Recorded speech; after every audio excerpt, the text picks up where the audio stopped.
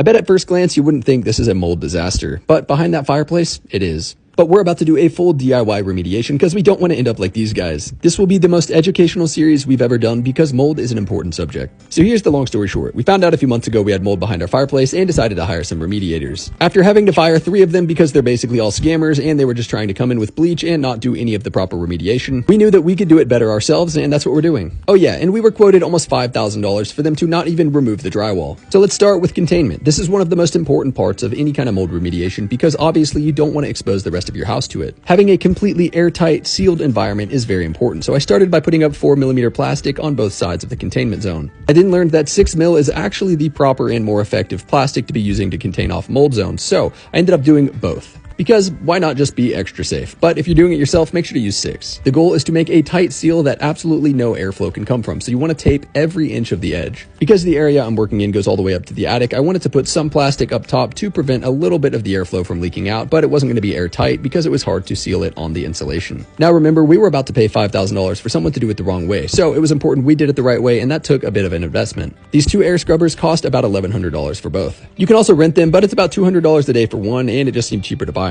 We also spent about $500 on that HEPA vac and another $500 on all the additional PPE and equipment we needed. So in total, it was about $2,000, and we had this amazing negative airflow because of the HEPA vacs going out the window. We went to a place called PCS in Tulsa, which has more affordable cleaning supplies and PPE. They had tons of options for killing mold, but the most effective and the best one we had heard of was Decon 30 by Beneffect. Because mold is so toxic to your health, it's very important you're wearing proper PPE. I'm wearing head-to-toe Tyvek and a respirator that covers my face as well. This will also protect my eyes from getting dust and mold in them as well. Make sure to follow as we DIY this entire remediation and teach you everything we learn.